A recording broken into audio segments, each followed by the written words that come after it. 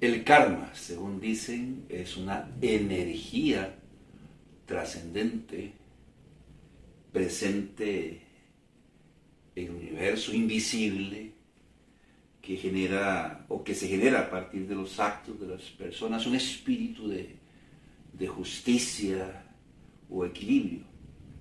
Mi nombre es Carlos Corrales y en esta ocasión vamos a estar hablando de el karma, generalmente interpretado como una ley cósmica de retribución, de causa y efecto, que no solo suele afectar nuestro presente, sino particularmente nuestro porvenir.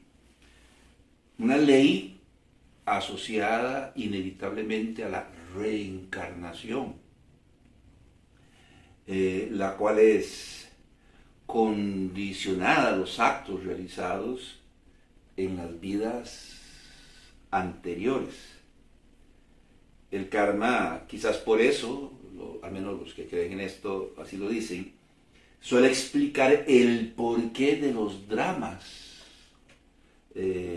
humanos, como la reacción a las acciones buenas o malas realizadas en el pasado. O sea que dependiendo de la vida que hayamos tenido en el pasado, así va a ser la vida que tengamos en el futuro. Vamos a reencarnar en un médico, un cirujano sumamente importante, o inclusive hasta en una cucaracha, un gusano, un zancudo, una mosca, dependiendo de lo que nosotros hayamos hecho en vidas pasadas. Es una ideología o creencia de las religiones dármicas. Las religiones dármicas son aquellas que tienen su origen y procedencia en la India. Es una ideología o creencia de las religiones dármicas o de aquellos grupos, inclusive sectarios, que tienen sus bases o cimentación en creencias de estas religiones de la India.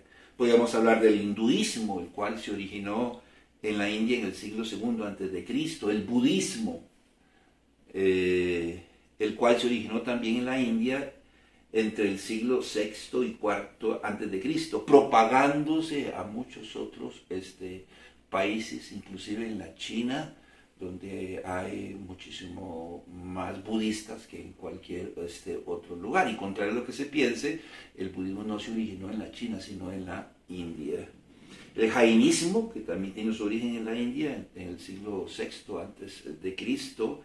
El Ayavashi surgió también tardíamente en la India, a la mitad del siglo XIX.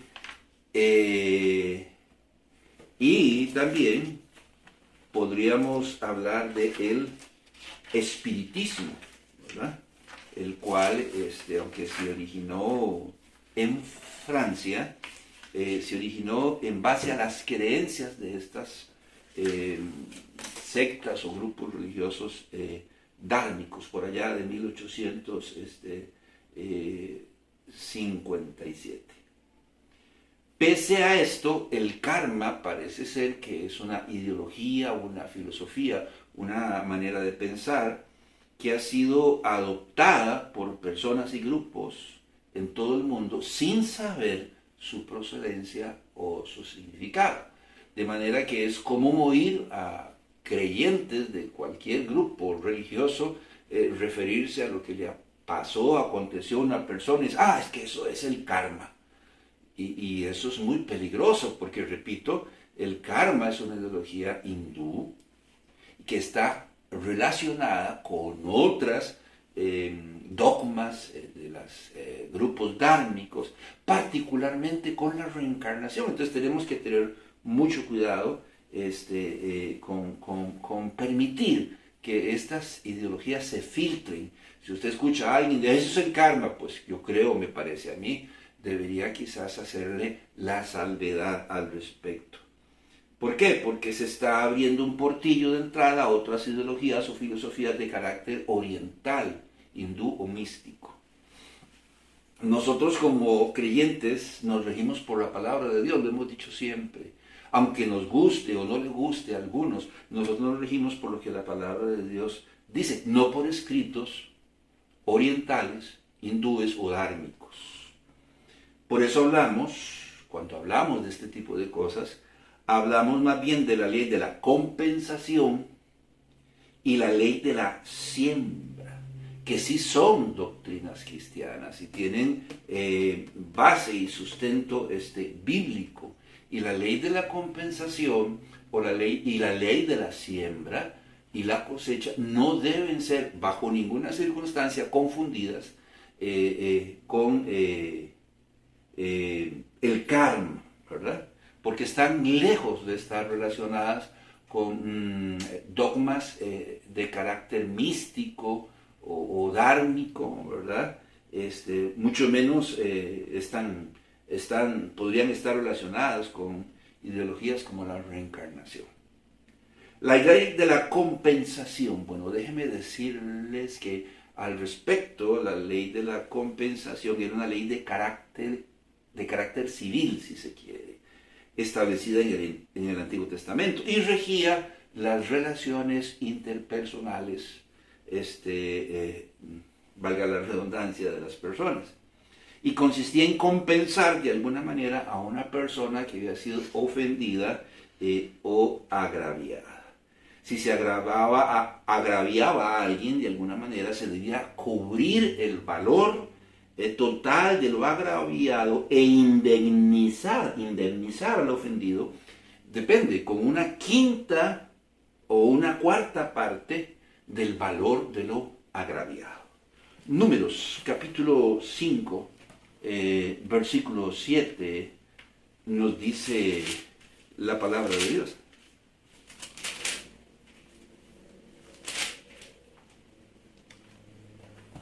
Aquella persona confesará el pecado que cometió y compensará enteramente el daño y añadirá sobre ello la quinta parte y lo dará a aquel contra quien pecó. Entonces debería restituirse el valor de lo agraviado, el valor total, y añadir una quinta parte del valor de lo que se había agraviado. Ejemplo, en el caso del robo de un buey, de un animal, de una bestia de campo, debían restituirse 5 bueyes. Y si lo que se había robado era una oveja, entonces eran 4 ovejas. En el caso de que el animal hubiese sido sacrificado o vendido y no se pudiese recuperar. Éxodo capítulo 22, versículo 1. Cuando alguno hurtare buey u oveja y lo degollare o vendiere, por aquel buey pagará 5 bueyes y por aquella oveja 4 ovejas. En el caso de que lo robado, en este caso un buey o una oveja, no se pudiesen recuperar. Si al ladrón, en este caso, le era encontrado el animal vivo, entonces pagaría solamente el doble del valor del animal. Dice aquí en Éxodo, en el capítulo 22, en el versículo 4. Si fuere hallado con el hurto en la mano, vivo, sea buey o asno o oveja, pagará el doble. Este asunto de la ley de la compensación era muy interesante, porque inclusive el ofensor podría llegar a pagar hasta 7 veces el valor de lo agraviado. Por lo menos eso dice Salomón en el libro de Proverbios, en el capítulo 6, en el versículo 31. Pero si es sorprendido, pagará 7 veces, entregará todo el haber de su casa. Hasta 7 veces, ¿verdad? Dependiendo del agravio que hubiese cometido. Si el agraviado moría, esta es otra cosa muy interesante, la persona a la que le habían cometido el agravio, le habían robado la propiedad, los animales, qué sé yo, la persona que le agravió, si era encontrada con las manos en la masa, debía indemnizar a los familiares del difunto agraviado. Si no tenía familiares, el monto indemnizado y demás iría a las arcas del templo.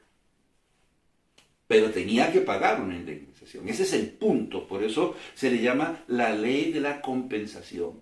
O sea, a veces uno tiene una hipoteca y bueno, y tal vez uno dice, bueno, oye, pongamos a mi esposo a responder por esa hipoteca. Y con la esperanza de que tal vez el esposo se muera y quedó cancelada la deuda. Bueno, en el Antiguo Testamento eso no era así. La indemnización debía ser pagada a los familiares del agraviado, y si no tenía familiares, entonces la indemnización iba a las arcas del templo. Ese fue el caso del rey David. Si todos recordamos, David en la época en que los reyes salían a la guerra, un día decidió no ir a la guerra. Mandó a sus ejércitos con sus capitanes y generales y él se quedó en su palacio. ¿Por qué David se quedó en su palacio? Porque sabía lo que ocurría de cuando en cuando, cierto día en particular, en la tarde.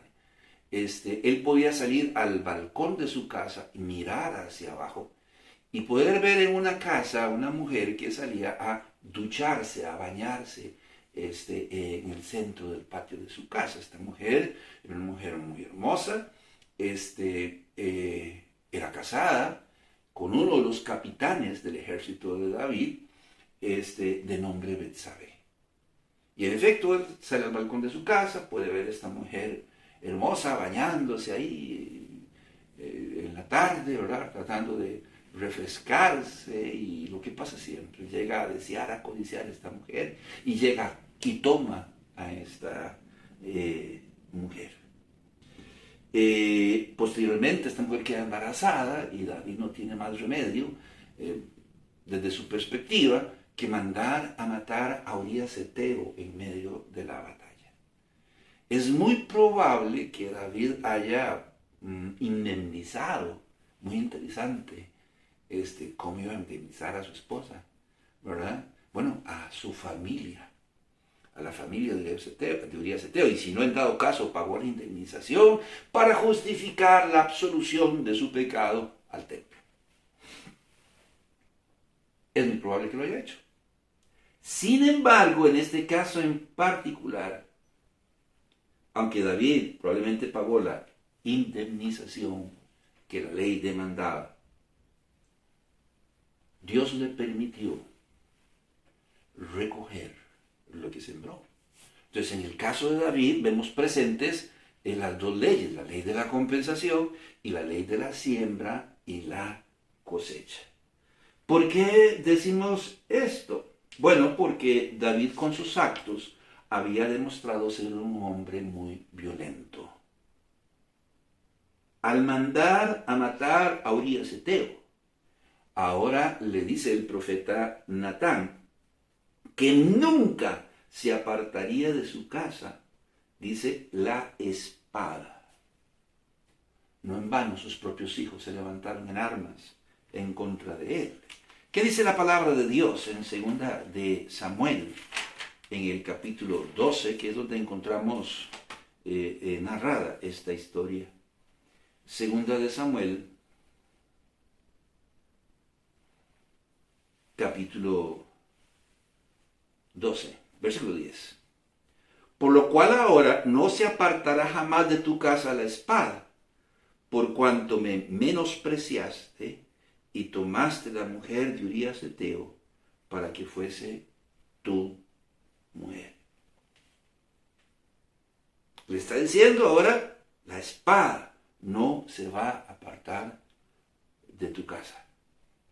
Y fueron casualmente sus hijos, quizás ahora podríamos mencionar a algunos, qué sé yo, a Absalón, a Adonías, se levantaron en armas en contra de su propio padre. David también se inclinó ante el mal al codiciar una mujer ajena y trazar las estrategias para seducirla y hacerla suya. Ahora le dice el profeta Natán, el mal no se apartaría de ti. Entonces podemos recordar que Amnón, hijo de David, tomó a su media hermana Tamar. La llevó con engaños a su casa, se hizo pasar por enfermo, y una vez que ella llegó a atenderlo, cobardemente la violó y la ultrajó, y después la humilló y la despidió. Resultado, Absalón, medio hermano de Amnón y hermano de Tamar, mata a Amnón. Es que no suena así, un poco fantástico, ¿verdad? Como si fuera ciencia ficción, una cosa así, un argumento para una película. Pero habría que ponerse en los zapatos de David. Amnón viola a una hija suya y Absalón mata a un hijo suyo. Dios le estaba permitiendo a David recoger lo que había sembrado. Posteriormente, Absalón se rebela contra su padre, formando un ejército. Y David tiene que salir de Jerusalén porque no estaba preparado. Absalón entra y toma a Jerusalén. Y una vez que ha tomado Jerusalén, dice la palabra de Dios, según lo dispuesto en 2 de Samuel 12:11, le ponen una carpa en una torre, una tienda ahí, a Absalón. Y delante de todo el pueblo, Absalón toma a cada una de las concubinas del rey David. 2 de Samuel, capítulo 12, versículo 11. Así ha dicho Jehová, aquí yo haré levantar el mal sobre ti de tu misma casa, y tomaré tus mujeres delante de tus ojos, y las daré a tu prójimo, el cual yacerá con tus muchas mujeres a la vista del sol. Lo que tú hiciste en secreto, por ahí dice otro pasaje en Mateo, en el capítulo 6, yo lo voy a publicar.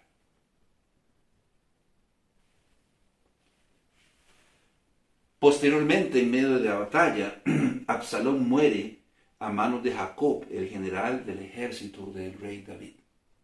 Absalón tenía una particularidad, tenía un pelo muy largo, él se lo trenzaba, ¿verdad?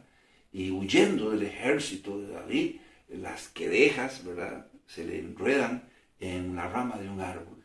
El ejército de David lo encuentra y reportan al general. El general Joab viene y le mata, aunque David había pedido que no le hiciesen daño.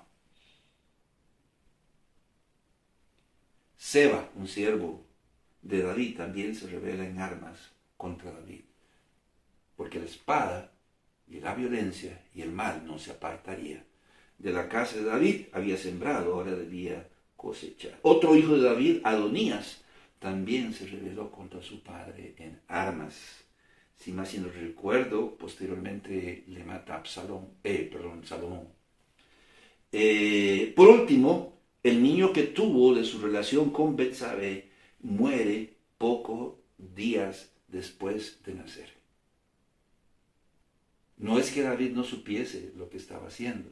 Si recordamos cuando Natán viene a hablar con David del caso, le dice, mira que había aquí un vecino que tenía una oveja.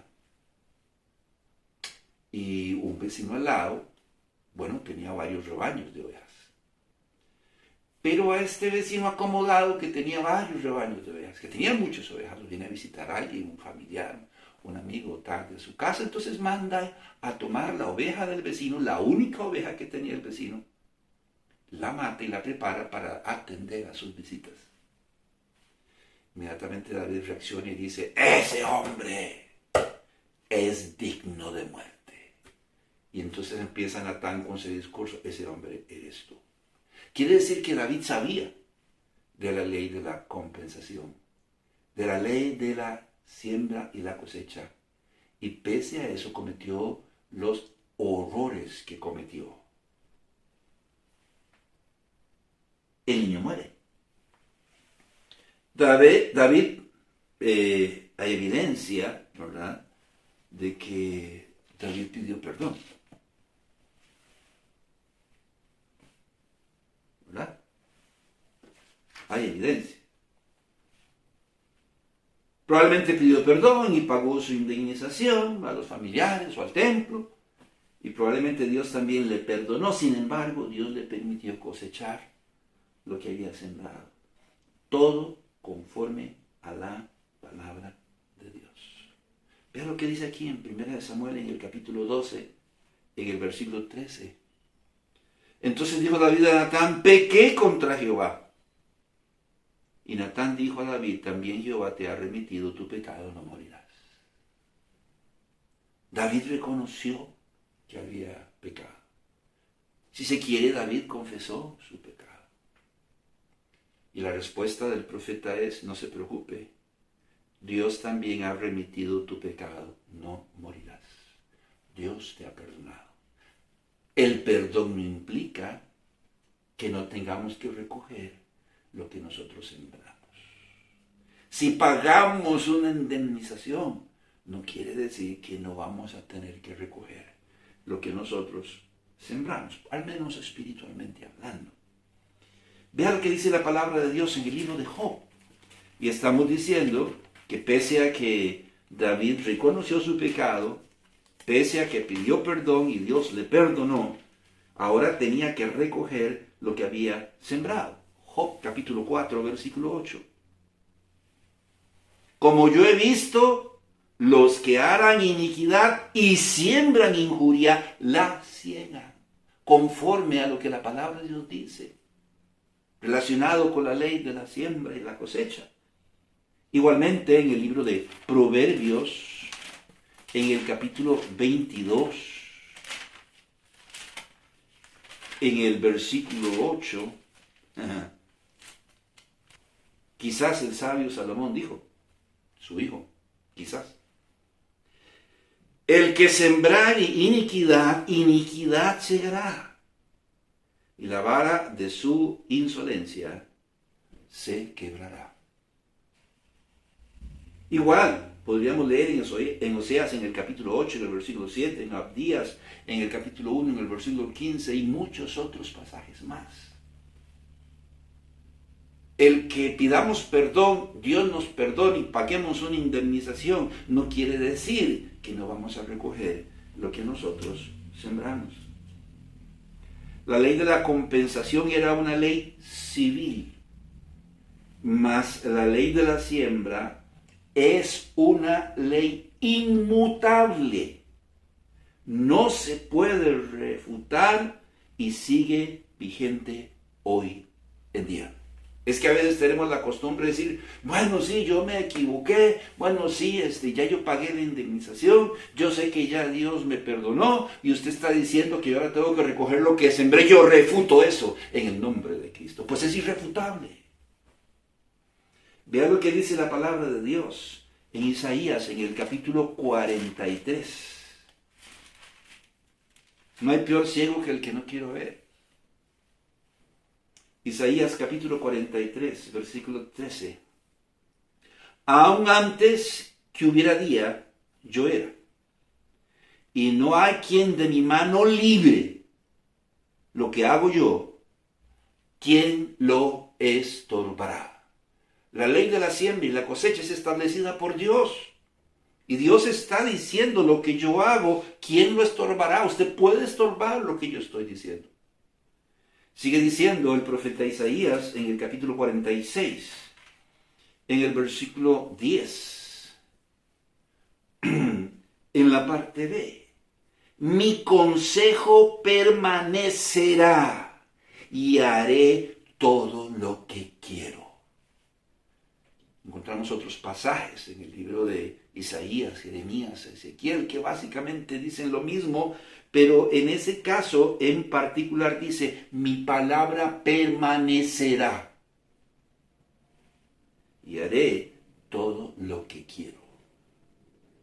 Dios ha establecido la ley de la siembra y es irrefutable y está vigente hoy en día. Ezequiel capítulo 12, versículo 25, ¿qué es lo que nos dice el profeta al respecto? Ezequiel capítulo 12, versículo 25. Porque yo, Jehová, hablaré y se cumplirá la palabra que yo hablé. No se tardará más, sino que en vuestros días, oh casa rebelde, hablaré palabra y la cumpliré, dice Jehová el Señor. Y punto. La ley de la siembra y la cosecha es una ley, como la ley de la gravedad, que dice que todo lo que sube tiene que bajar. O sea, debe cumplirse, debe darse. Es como algo así, vamos a decirlo así, es como entrar a una avenida, ¿verdad? Como entrar a una avenida donde hay una gran cantidad de pianos que están colgando. Y pueden ser bendiciones o pueden ser maldiciones. Y cuando estamos hablando de la ley de la siembra, van a caer sobre aquellos que incumplan lo que Dios ha dicho en su palabra. Como en el caso del apóstol Pablo, cuando aún no se había convertido, cuando era Saulo de Tarso.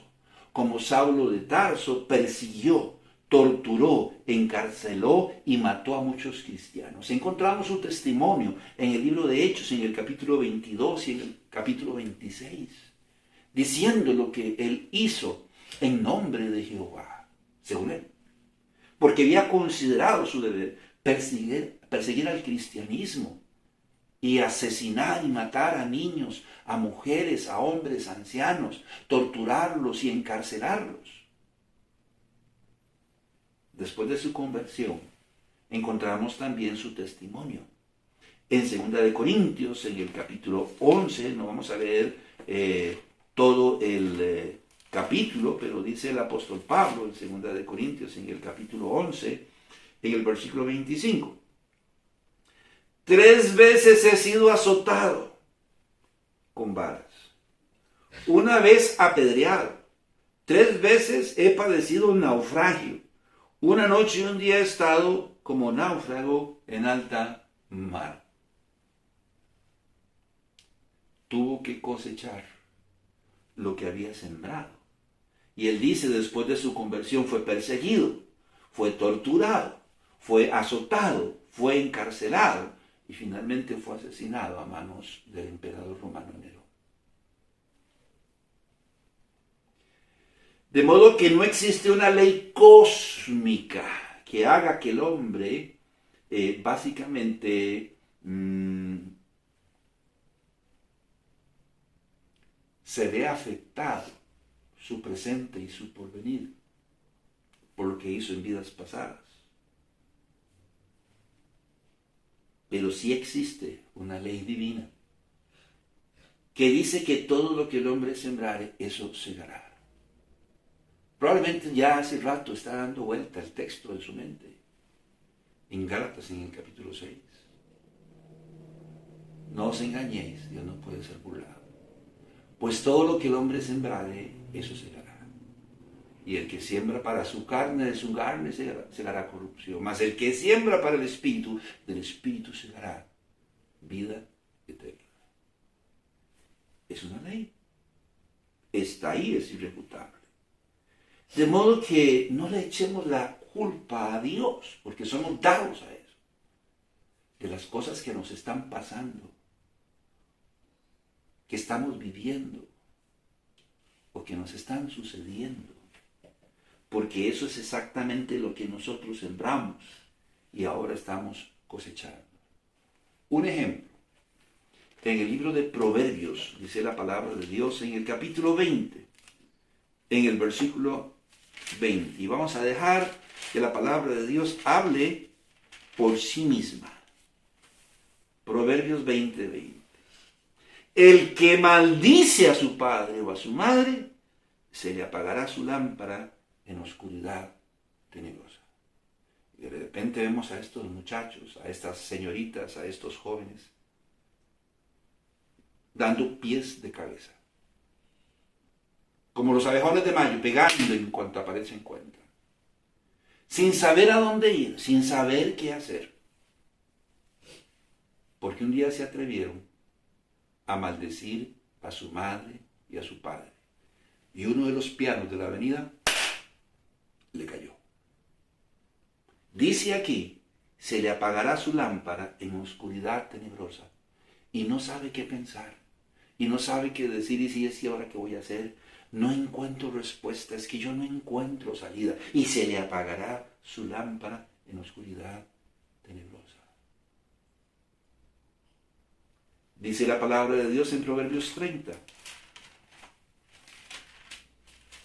en el versículo 17.